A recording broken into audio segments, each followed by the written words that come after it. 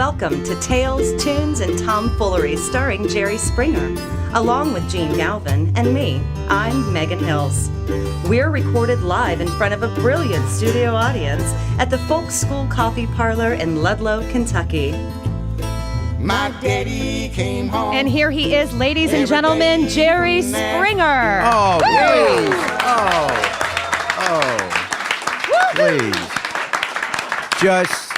Just leave a couple of dollars at the door before you leave. I've got expenses, and I appreciate that. Yeah. You know, Jerry, Gene. Yes, Gene. I've been thinking. No, you haven't. Well, that right away is a lie. I don't think we pay you the respect that is due you. We do not. That is 100%. You don't either, Absolutely Megan. I'm not the only one. It doesn't take a lot of time to pay me the respect I'm due. You could Very probably do that in about 12 In seconds. 1970-something, wasn't it, you were mayor of Cincinnati? Yep. Yeah.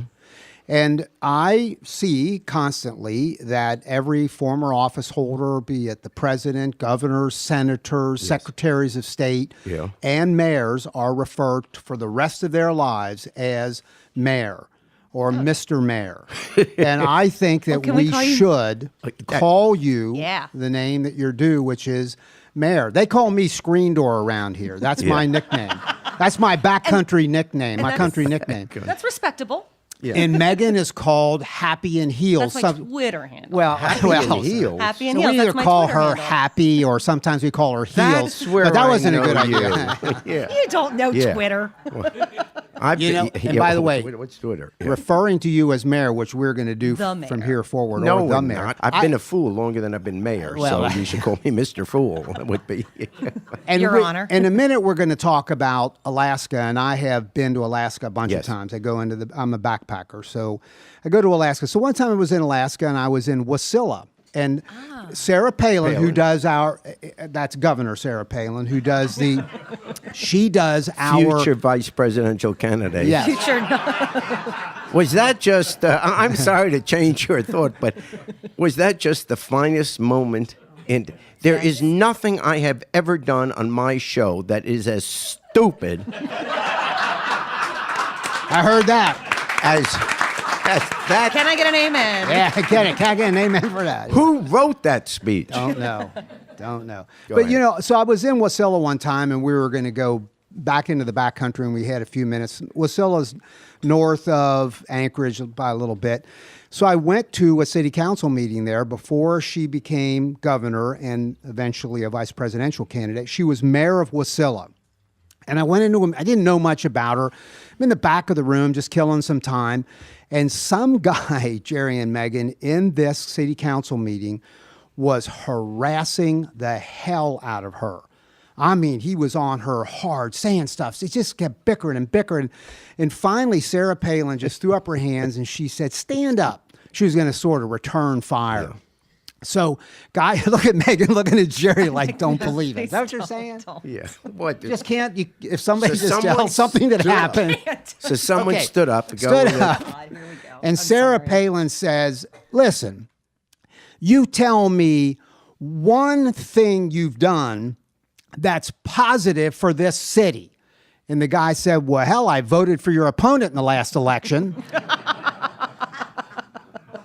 Told you it was going to be Okay, bad. I give that a 3. Out of a what? Out of a 5? Well, when I Out of walked in 27. here, there's a fella sitting. Maybe he's in the back. I don't know. Really? No, he had his hands in his head. Really? I mean, his head in his hands. Yeah, well, because there's a difference. And he said, no, I hope he's okay, because he said, call me a doctor. And I said, you okay? He says, yeah, I just graduated medical school. Oh, my God. We apologize. Although I will say that's a new one. We've got to give him credit for You new gotta material. give- Doesn't Jenna- have to be good. His personal assistant went on the internet at his Thanks, request and Jenna. got him a joke. My wife always calls me after sex. She always talks to me after sex. Really? Well, you have like an intimate moment, as you put it on Yeah, the and she always podcast? talks to me. In fact, last night she called me from Cleveland. I keep telling all of you, stop encouraging this. It will continue. So Debbie Bogenschute's one of our fans who's sitting out there, and happy birthday to Debbie. So Because you usually do these lame ass jokes about hearing impaired people, which is not nice and not actually not funny. And so she got a postcard, and I wanted to give this to you, Jerry, where you could get some batteries for your hearing aid. So There you go. So from the hearing That aid is true. company, happy birthday. Well, this was the same hearing aid that guy was wearing. I Really? He was telling me this is the finest hearing aid money can buy. Really? I said, yeah, what kind is it? He said 4 o'clock. I swear. Thank you. They are so bad.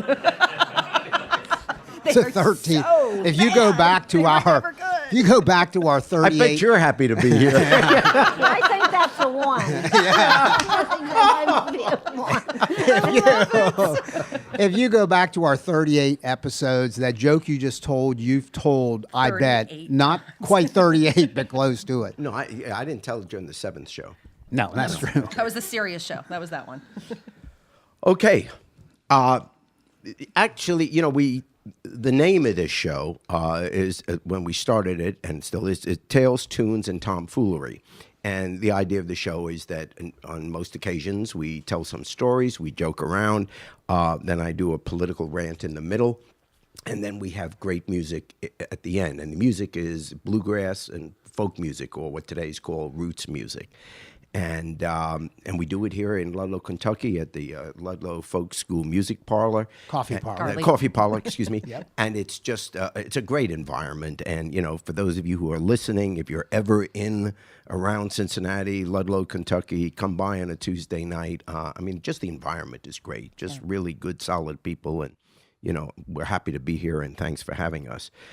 However, tonight's podcast, what we're going to do, and this was Jene's suggestion, because Jene, of the three of us, knows the most about this, we're going to do mostly a tale, but I should say it's a story, and it's an incredible story, and it is an absolutely true story, and the person who lived this story you're about to hear is with us tonight. And when I say she lived this story, the real prize is that she's still alive to tell it.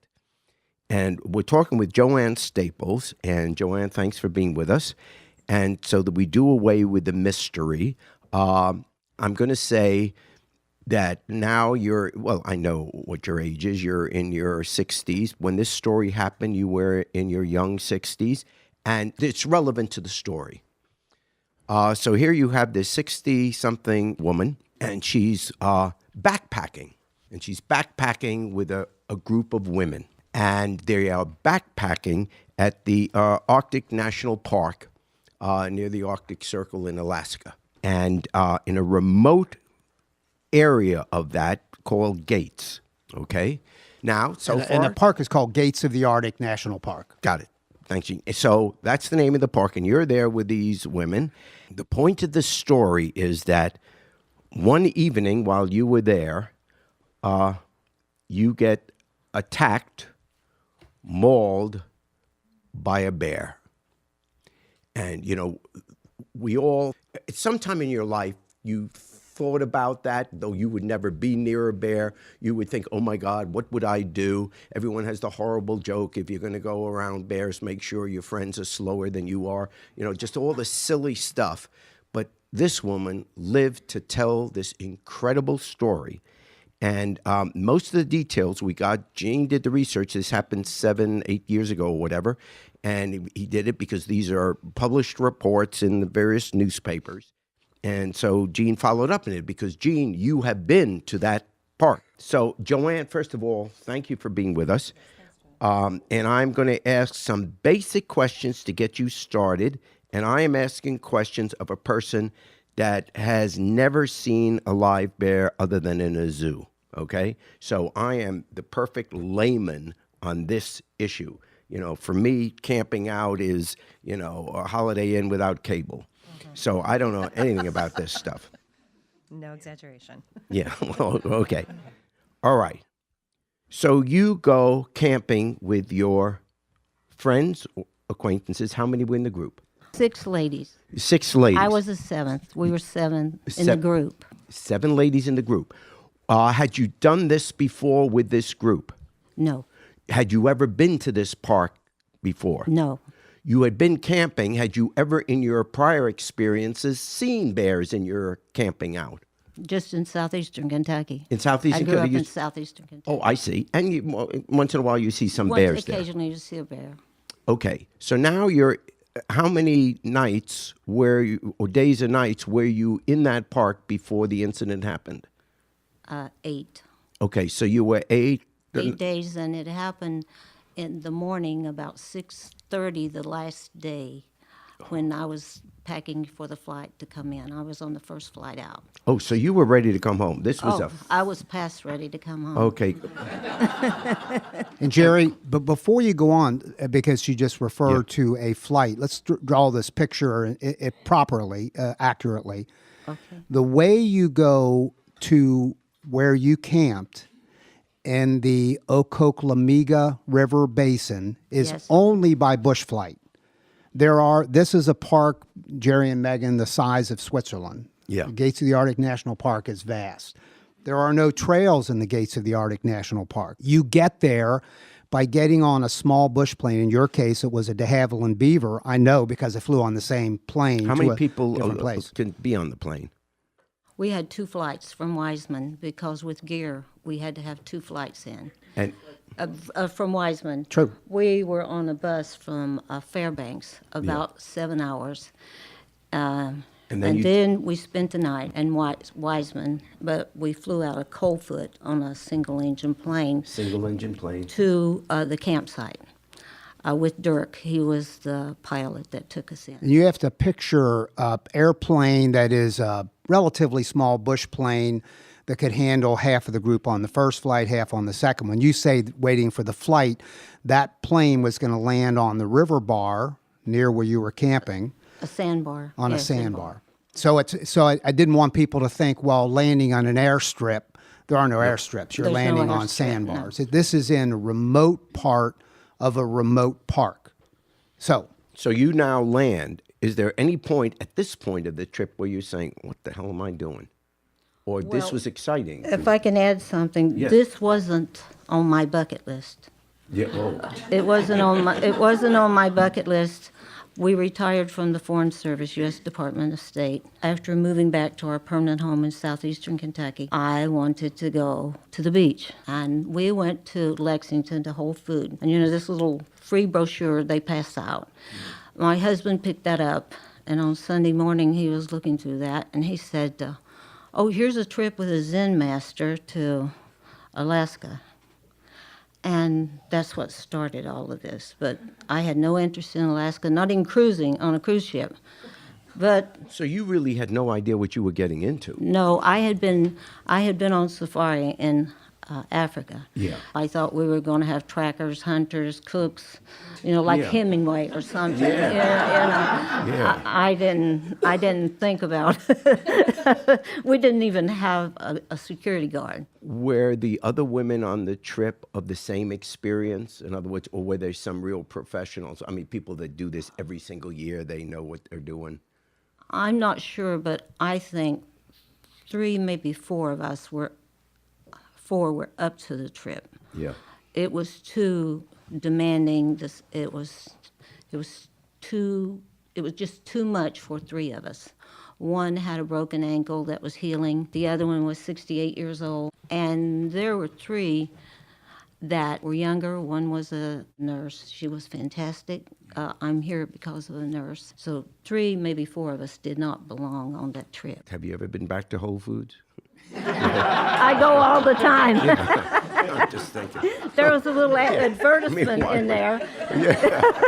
Jeez. There was a little advertisement that said a Zen master, and she was a Zen master, and I had done a little Zen in Washington and in Alexandria, Virginia, and so Zen master. I thought, okay, meditation, yoga, photography. Okay. That's what I signed up for. One more question before we get to the actual event that people want to hear about. Because you told us before it was on the last morning. In fact, you were getting ready to leave. Yes. So what were those days before the 7-8 day trip?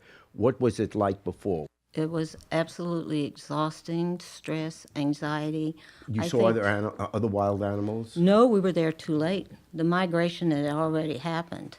So it was late. There was frost on my tent. It was very cold. What time this of the was year was August, this?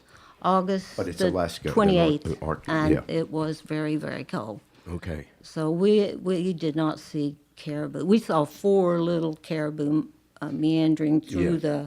the valley, but Other than it was exhausting, was there ever a time you were afraid? Like, oh my gosh, this is... I was anxious about the lady that was in charge. She was very lax in the setting up of the campsite, very lax, and from everything I had read, and we did a lot of research, I just didn't run out there and do this. Yeah. She was very lax about letting people wander off in the morning to find a secluded place for a bathroom, taking off early in the morning because one could not keep up with a group.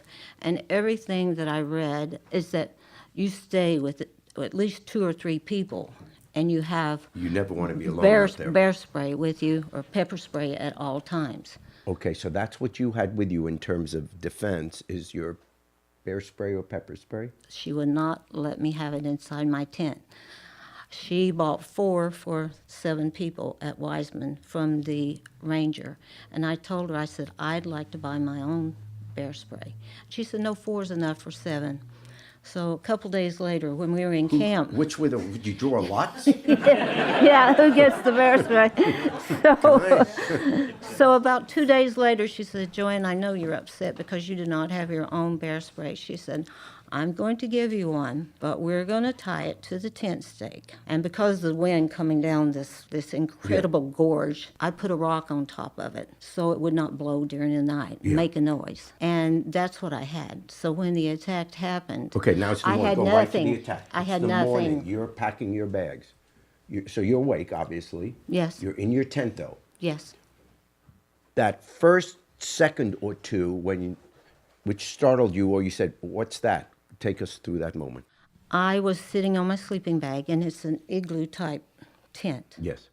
And I felt something rub up against my back. And I knew that it was a bear. I knew by the height, the feel, I just knew it was a bear because other animals had migrated through the campsite, but if you're quiet, they just Was there go anyone away. else in the tent with you? No, we all had Your own tent? separate tents. Well, yeah, if someone's touching your back and you're the only person in the tent, it can't be good And news. I thought, what? This is a bear. So I thought, if I'm quiet, turned off my light, because it was still, we say it in Kentucky, dusty dark. Yeah. I've been corrected for that, but that's No, what I say, dusty dusty dark. dark. Got it. And I turned off my light, and maybe I was making some noise because I was packing my day pack in my full pack. He hit the side of the tent, right at the bottom of my feet. And I thought, okay, he didn't break the canvas, which I was surprised. And I back up to the side of the tent. He hit a second time, and he came through, and I have all these injuries to my face. My ear's been reattached, sympathetic nervous system pain, and just lots of skin grafts, both arms, because I was on my back, but I was kicking and hitting him. And screaming. And screaming. I'm sure I was screaming. Yeah, And I I was would hitting think. him and kicking him. And as he came through, his mouth was open, and he grabbed my leg. And I have a lot of injuries on my thigh. That's where he got me first. Are you in shock at that moment? These are very naive questions, but I can't imagine it. Okay? Mm-hmm. I can't imagine it. Are you in shock like you don't actually remember that?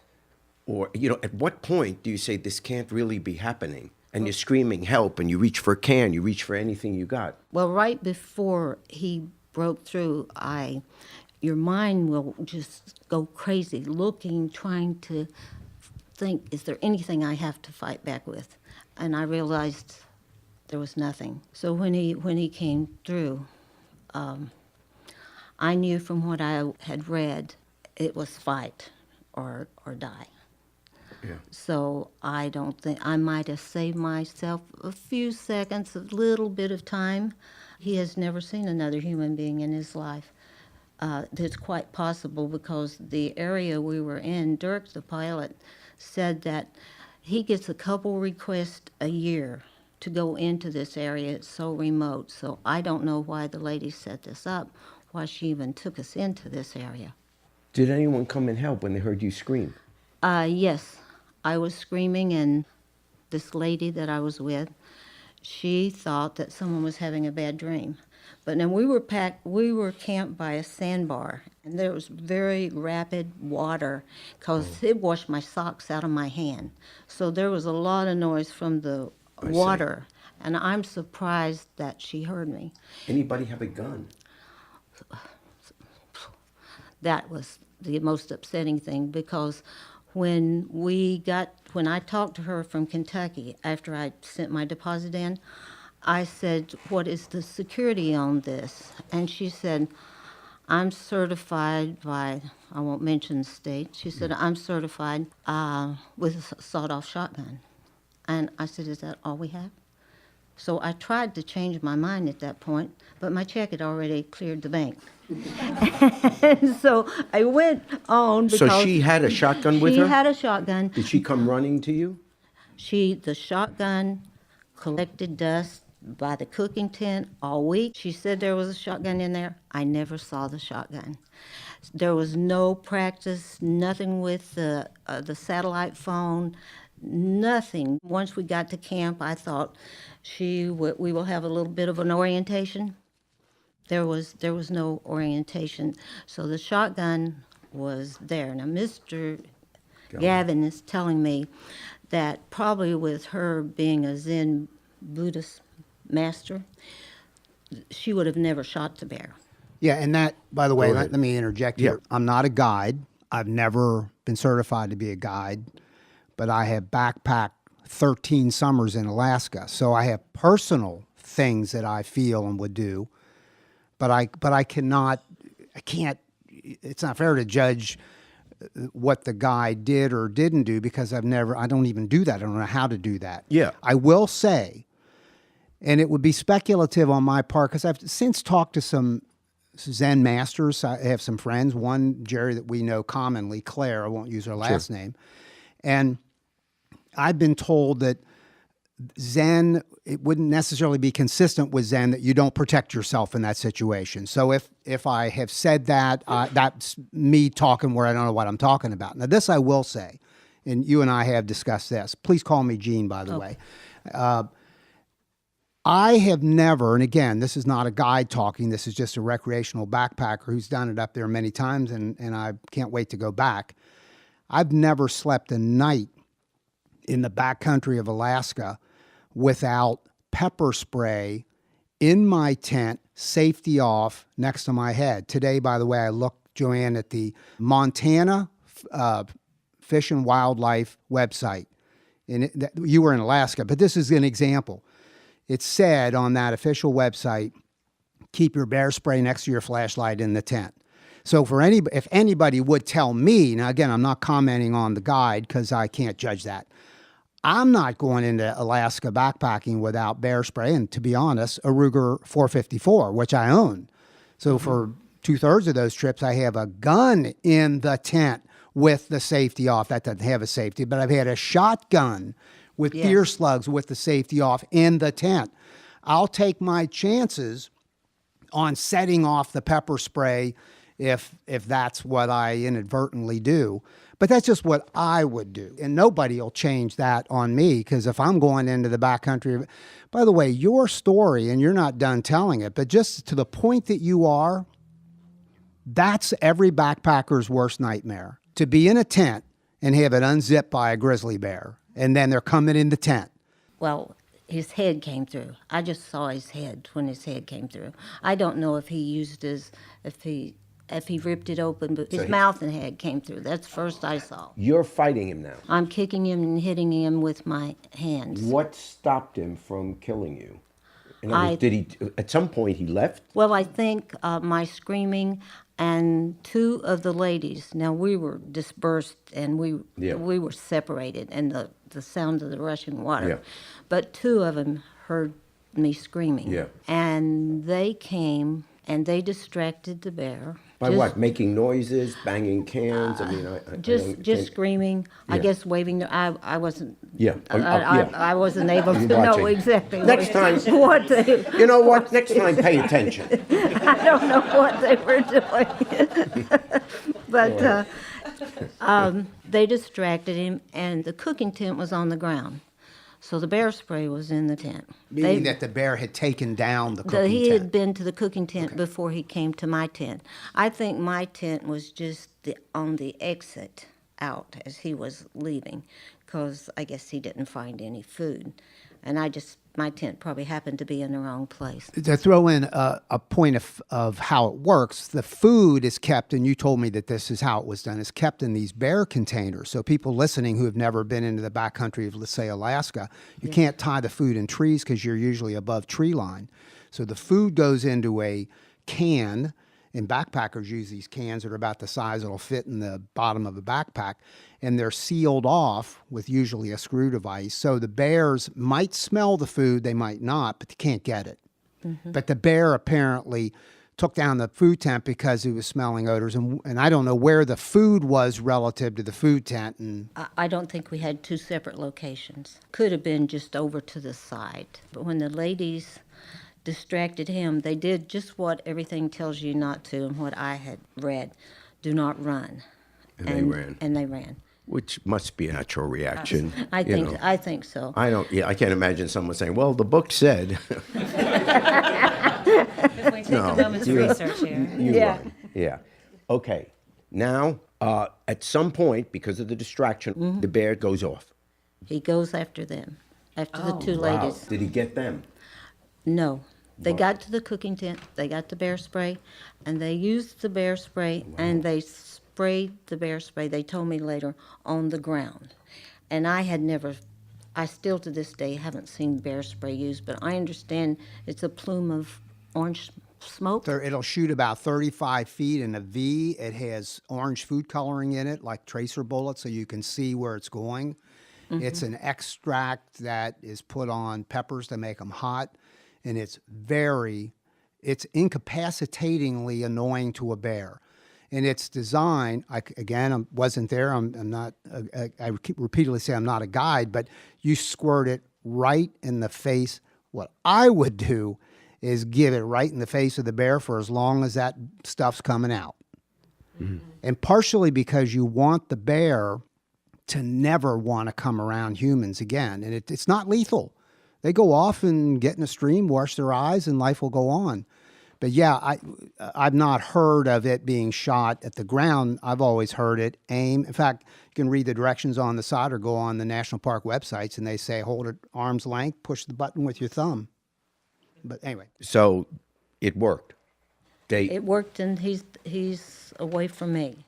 He's away from you and ultimately away from them because of the spray. Well, the other ladies, at a certain point, they are up and aware that something is going on. They start beating pots and pans together, making noise, and he kind of knocks down a couple other tents, and he leaves the campsite, and he crosses a stream and goes to the other side, and he looks back, and Well, this part you don't see. I They don't just see, told you, but yeah. they just told me he's looking back and he's making a decision, should I stay or should I go?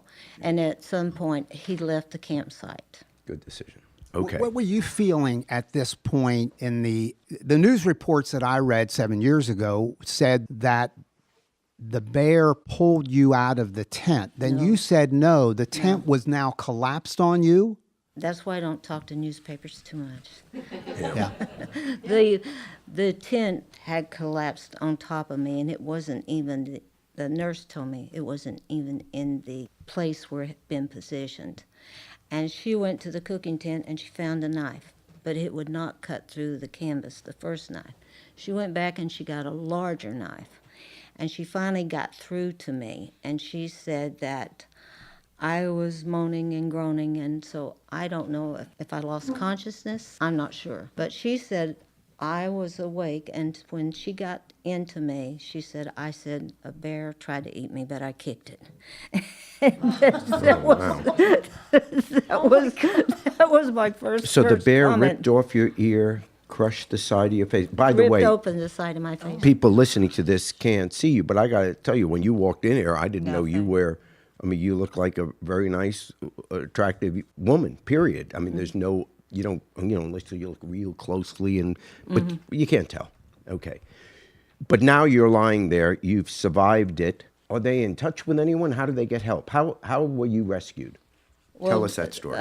They used the satellite phone and called Dirk in Coldfoot. And they called Dirk, and it was a very overcast, gray day.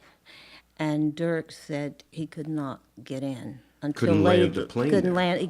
land. He couldn't even find where we were because he knew that the general location in the sandbar. And at a certain point, the lady that was supposed to be in charge, I think the nurse more or less took over. And she said, Joanne can't stay out here another night. She'll go into shock. I was losing too much blood. She said, you have to call back. She called back. And the nurse, by the way, is a fellow customer, if you will, not a staff member. You called back because you couldn't lie there for another night. Well, Dirk has a wife and 2 small children, and he said they had a meeting, and about 10 o'clock after the second call, he said that his wife and children voted for him to fly in those conditions to try to find us. And he flew in, and I was told that they could hear the plane, they could hear the sounds of the engine, 'cause you can't see. but he could not see where we were. So he went away, and then everyone was disappointed. And now I'm not really aware of all of this that's happening. He came back a second time, and it's a really unbelievable story because it was like the sky parted, and the sun came through, and he saw the sandbar.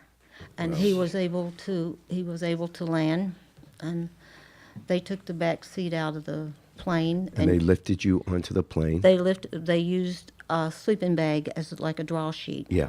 And they got me on the plane for the first part of the flight to Wiseman, and then.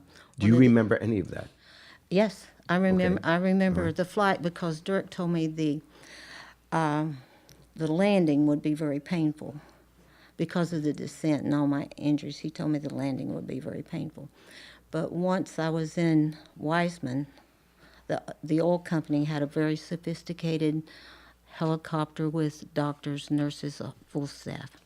So they took me to Fairbanks. At this point, they're giving me a lot of medication, and I remember landing in Fairbanks. And the nurse was still with me because, and this is an important part of my story, the nurse, she had been my favorite in the group during the week. And we talked about a lot of things, but I didn't realize that she was a critical care nurse. So I had a critical care nurse. She stayed with me on 2 flights, and she stayed with me until I went into surgery. And then I met this wonderful doctor that I remember vaguely, and his name was Dr. Winnan, and he is certainly a winner. Yeah. And Dr. Winnan the next day told me that he graduated from the University of Kentucky Medical School about Comes full circle, doesn't it? about 30 years before, and I guess he needed to pay off some loans, and he had signed a contract to go to Alaska, and he went to Alaska, and he never left. So I could have looked all over the lower 48, and I could have never found someone that frostbite, maulings, someone to put me back together. So I had the best doctor in place I could have ever had to put me back together. Well, God bless him. And looking at the results, obviously a great job.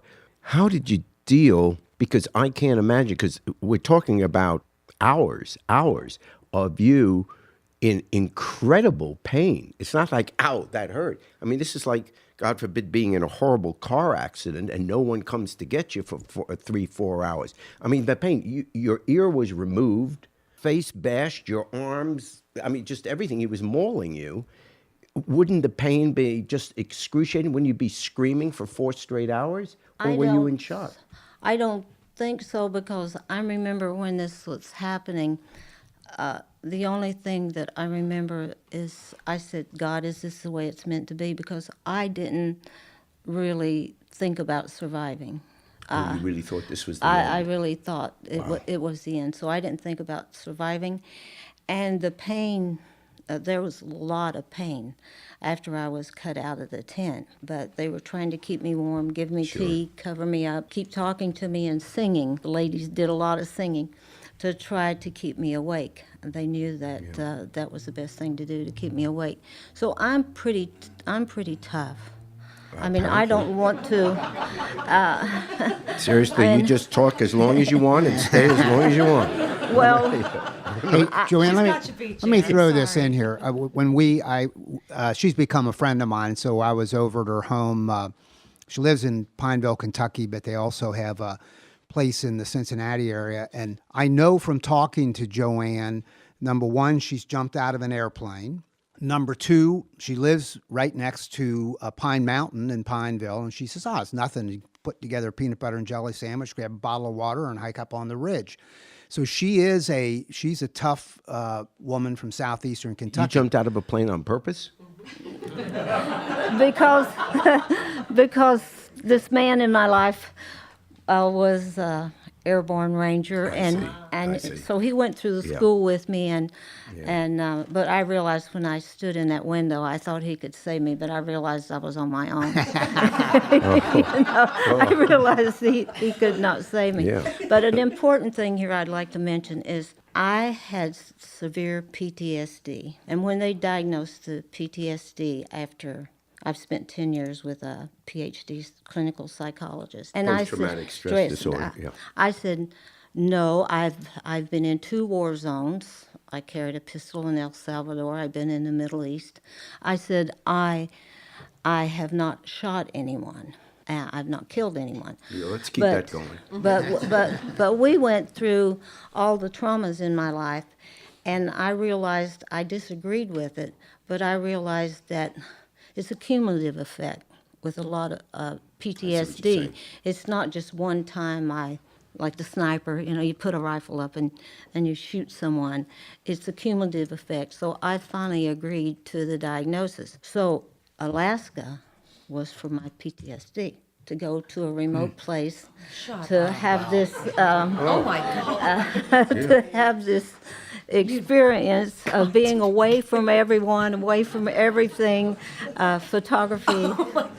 Hey, good thinking. Really, really good thinking. Hey, by the way, when we were together, I guess about a week ago at your place, she said she showed me pictures of the campsite, and I was in Gates of the Arctic, though at a different part, and it's beautiful, it's stunning, and she's agreed that the flying over that spectacular remote country is amazing. The flight from Coltfoot to the Occoquan River Basin is probably a half-hour flight, 40 minutes maybe. It's not like 10 minutes and you're there.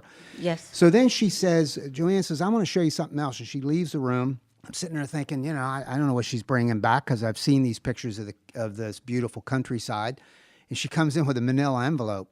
And I'm going to tell you something, Jerry and Megan. I thought, oh my God, she's getting these clinical photographs. And I said, if that's what I think that is, I can't look at those. And she says, and they were these photographs. And she says, Gene, I lived through it. You can look at these. And so she pulls these photos out of a manila envelope, and I'm looking at, and I'm like, pretty close to gagging. And then she shows me the first one, and those were damage to your arms, teeth punctures, etc. And then I think in escalating order, they got more and more difficult to look at. And they were probably shot by the medical people at Fairbanks, Yes, in Fairbanks. before they worked on you. Yes. They are fantastic. Here's the point I want to make. Don't think, because I said the same thing, I can't see that you were ever attacked by a bear. Do not think that the damage that was done to her was anything short of unbelievable. I mean, and I told Megan this on the phone, and she says, dude, I want to see those photographs. I think it's So I interesting. said No, to I Joanne when think she it's got here, interesting. do you have those photographs? She says, I got them. And she has one. So we'll pass them around the audience here. And you all. No, I But do. I they're- think it's fascinating. It's not. Yeah, I mean, it is, and frankly, doctors probably would be willing and anxious to see them, but they're tough. I still have issues. I'll never be back to where I was before. I've accepted that. Today, I was waiting for approval for some more medical evaluations. and After 7 tests. years. After 7 years. So I've been to the Mayo Clinic. I've been to Johns Hopkins. Tell us what, excuse me if I interrupt, but on that issue, tell us what you deal with now. In other words, we now know what happened, and we can imagine, because obviously the audience isn't going to, the people listening can't see the pictures. So we're imagining the worst. Now, today, what are you living with? You get up in the, are you living with pain? Are you living with tremors? Are you living with nightmares? Are you? I have a lot of bad dreams, horrible dreams, but I have never dreamt about the bear attack. For some reason, that, fortunately, I made it without, I think about it every day. And it goes through my mind, some parts of it, and relive it. But it's not if you see pictures of the bear, and I don't, I'm not going to be silly here, but it's not like you see a movie and suddenly there are bears there, you don't go, oh, I can't look at Oh, this. no, I can't look at it because we went to see Revenants. You went to see that? What's wrong with you? Yeah. Well, I told my I mean, I husband. can't see my parents saying, oh, God, this is great Holocaust movie. Let's go see it. That's really. Well, my husband, my husband likes movies, and I like movies, and I really like nature a lot. See, Sound of Music. Well, that's not the same. Oh, they got the beautiful Alps. But I told my husband now, because he said there's going to be a scene in here that's going to be pretty bad. I said, well, tell me, and I'll turn my head, and tell me when it's over. But the scenery in that movie, the survival, the incredible story, and it's a real story. It's actually happened to this man. Yeah. And so I really enjoyed the movie, and I just tried to separate myself from that because I didn't see that part of it. Okay, you've told your story. You're giving advice. Let's say you're a teacher or you have kids or grandkids or whatever, and they say, gosh, I really like camping out. I really like backpacking. What do you tell them? Because Jene and I, I have no closer friend in the world, and we, he's always talking about his summer trips, to Alaska or some other place, Montana, whatever. He's been all over these places, and I look at him and I say, I mean, the pictures are beautiful, but why? Why put yourself, go to a museum? No, but why put yourself in bear territory? That's their home. You're the one who doesn't belong.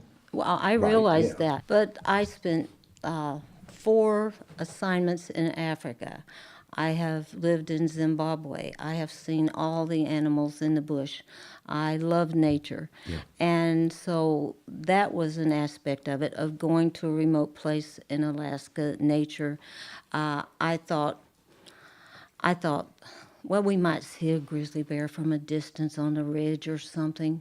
I didn't think I would have this close encounter. So if you had one line to give to people, is that if you're going to do that, and I'm being flippant, obviously millions of people it is gorgeous. In fact, Jerry, there's a great question you're asking. Can I join with you just on one thing before you get to the life lesson, because I think that's key. And I think we discussed this, I think we agree on this. When you get into that backcountry, especially if you're flown in, so I'm way back there, because I got flown a long time to get there, and you're looking at all that ground between you. You're knowing all that's between you and where civilization is. You get dropped off, and I know I've been to some places, and Larry Gray's in the audience here, a friend of mine that's been to Alaska a bunch of times. You get out of these bush planes, and then the plane leaves, and you go, WTF, look around. This is unbelievable. And if you see a huge grizzly bear off in the distance or even closer, you think, that only heightens the idea in your head, I am really in a unique place. I'm far from everything. I'm in their country, as you say. There's something, and most people don't want to do it. They're not impressed by it. It's not like it's a bragging thing. It's just a preference.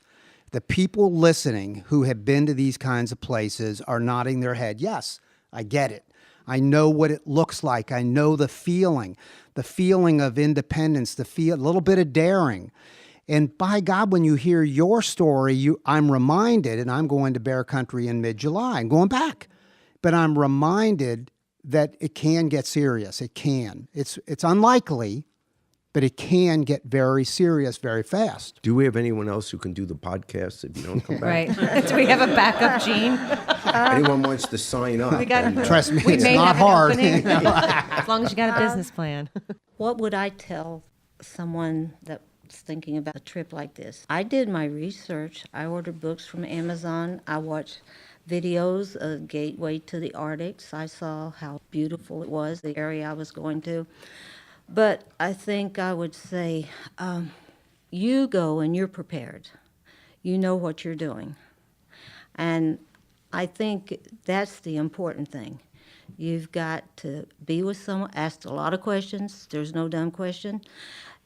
People get annoyed with you, ask a lot of questions. Know your guide. Look at their bio information. See how long they've been doing this kind of work. And I would And bring protection. and bring And a lot don't of let it leave protection. your side. That just What seems could so have happened basic. to I know me? nothing about this, but I would never go into. But you've got a guide saying, like you've got the person that's the authority figure saying you don't need it. We've got it. You've got it. I would be torn. It would be. Well, Look, I was guys uncomfortable. If it's a guy, no, it's your life in your You know, hand. Jerry, Just it have can be protection. that somebody, again, I repeat, I don't do this. I'm not a guide, never been a guide, can't judge that. I cannot judge that. But I'm telling you what I do, and I've already said it. I'm going to have protection in my tent. I'm not going to care if someone says, you're being kind of chicken. You don't really, it's my tent, my life.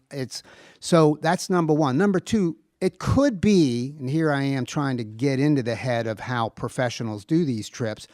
Maybe they think everybody's got pepper spray, somebody's going to spray it on somebody and it's going to be a mess or something. I'm saying in my trips, and my buddy Larry sitting out there would agree, we all have protection. I don't need anybody's permission for that. And that might be a life lesson about specifically. But in this backpacking. life in general, it's been my experience. There's this inner voice, you call it whatever you want to have a name for it. Yep. And if something doesn't feel right to you and you're anxious about it, if you can read your body language will say, hey, this is wrong, don't get involved with this. I don't care if it's getting in a car with someone who's been drinking too much or whatever it might be in life. It's not just Alaska, it's just it's life. not It's just just in Alaska, general. it's just in general. Just by Wednesday, I was very uncomfortable about how the camp was being run. And you weren't allowed to say, I'm going home because. Well, I thought maybe I'll use the satellite phone and I'll ask Dirk to come and get me. But I'm not the kind of person that would run out on the other ladies, or I committed to this, so I was going to see it through. In hindsight, now, I wish would I go- would have. I said, go well, Dirk, I can't yeah. afford to call Dirk and have Dirk come and get me and take me out of here. So I decided to stay.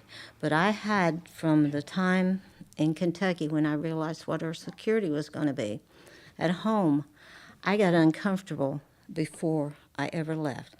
But when I was in Fairbanks and we were getting ready to leave, I still wasn't feeling comfortable. But this flight you talk about, going in, when we flew in and I saw this place, I thought, this is one of the most unique, beautiful environments I've ever been in. And then I said, Joanne, you made the right decision. And I was happy with my decision. That was the first time I had been happy with my decision. Thank God you're here, and whatever you're dealing with, it appears to be you deal with it very well. And thank you for sharing this Yes, thank you. once in a lifetime. Yeah. Oh, you're welcome.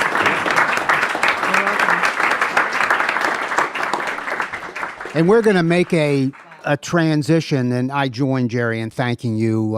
It's not only a harrowing tale, but you're a lovely person, and you've maintained a sense of humor through all of this, and we're happy to have met you, and maybe we'll all get to know each other better as time passes. we want to transition over now to a very important person in the greater Cincinnati area. I consider her sort of the matron of Cincinnati, Northern Kentucky bluegrass, and that's Katie Laur, and joined by Eddie Cunningham and Jim Tarbell. And we're going to hear some music, and we're going to let these guys get set up. So again, thank you to Joanne Staples. You're welcome. All right, we have Katie Laur, and by the way, Jerry, you and Katie Laur have known each other for many years back, and I apologize, first of all, Mayor Springer. Mayor, you know Katie Laur from back in the day. Yeah, absolutely. And in fact, when I was sworn in, she provided the musical entertainment. No kidding. That is true. We That's just really remembered cool. that. Yeah. Wow, that's great. Yeah. Wow. Yeah. So we have Katie Laur, we have Eddie That was Cun- the highlight of the Mayoralty. Everything else after that After was that was downhill. The whole term, really. Yeah, the whole term was a disaster. By the but way, go ahead. Katie Laur has a show regularly in the greater Cincinnati, Northern Kentucky area on WNKU. It's a great show. A lot of people know about it, and we urge you to tune in. And first of all, let's say hello to Katie Laur. Katie, how are you? Hi. Tell us when that show is. On Sundays from 8 to 11. There you go. And joined by Eddie Cunningham, who is well known in bluegrass circles in the greater Cincinnati, Northern Kentucky area, and former city council member and a whole bunch of other wonderful things. Jim Tarbell, an old friend Great of guy, Jerry's yeah. and mine from forever. Who is a connoisseur of harmonica. And so these three are going to do a tune. And guys, take it when you're ready. This is a song that Eddie and I wrote together when we were meeting on Monday nights and writing songs.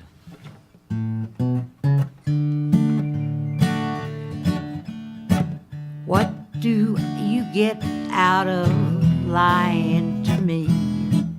Would you take it back if you could? Were you to blame?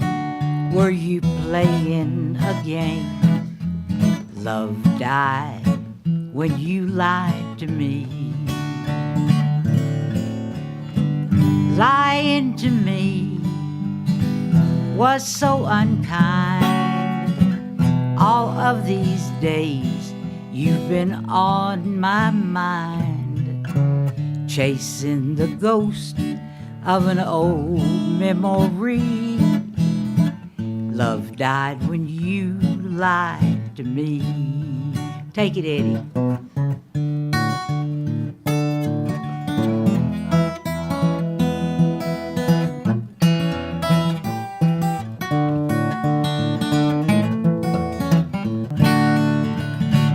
Lying to me was so unkind. All of these days you've been on my mind, chasing the ghost of an old memory. Love died when you lied to me. Love died when you lied to me.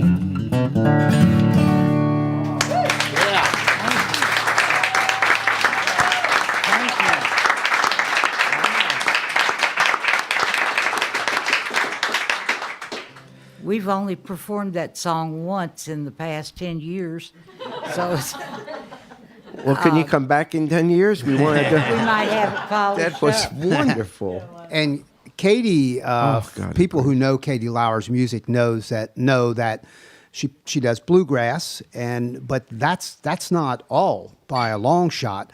A lot of that's almost had a jazzy kind of feel to it, and Swing, yeah. swing. I like swing. And your accent right out of Brooklyn. That is great. I worked on it. Katie, where are you from originally? I was born in Paris, Tennessee, the home of the Eiffel Silo. That's great. It is, yeah, it is, yeah.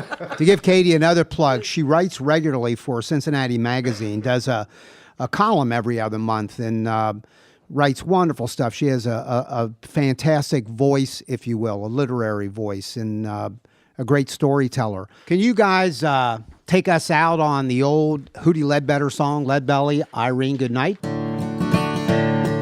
Irene, good night. Irene, good night. Good night, Irene. Good night, Irene. I'll see you in my dreams. You've been listening to Tales, I Tunes, and remember when I was Tomfoolery, just a little recorded fella. live at the Folk School Coffee Parlor Raised in in Ludlow, a Kentucky. tough little town. Thanks to Patrick Kennedy for writing our opening song, and to you for listening. Check out our website at jerryspringer.com. Irene, good night. Irene, good night.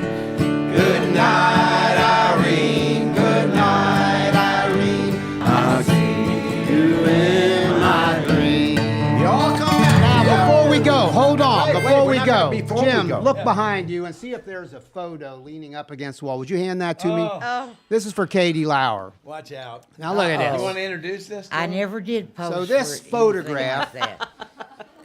I'm going to hold it up to the audience before you get to see it. That's mine. That's a- It is. it's of mine. Katie Laur and John Hartford, who's up here. Wow, somewhere. there you go. And this was in 1970 something from up in where, Hamilton, Ohio? I think it was about 1974 or 75, and it was on the Delta Queen steamboat. Wow.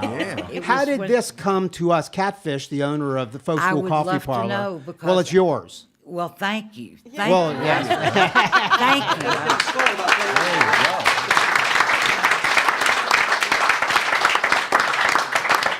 All right. And as the mayor, Jerry Springer, says, y'all come back now here. Thank you.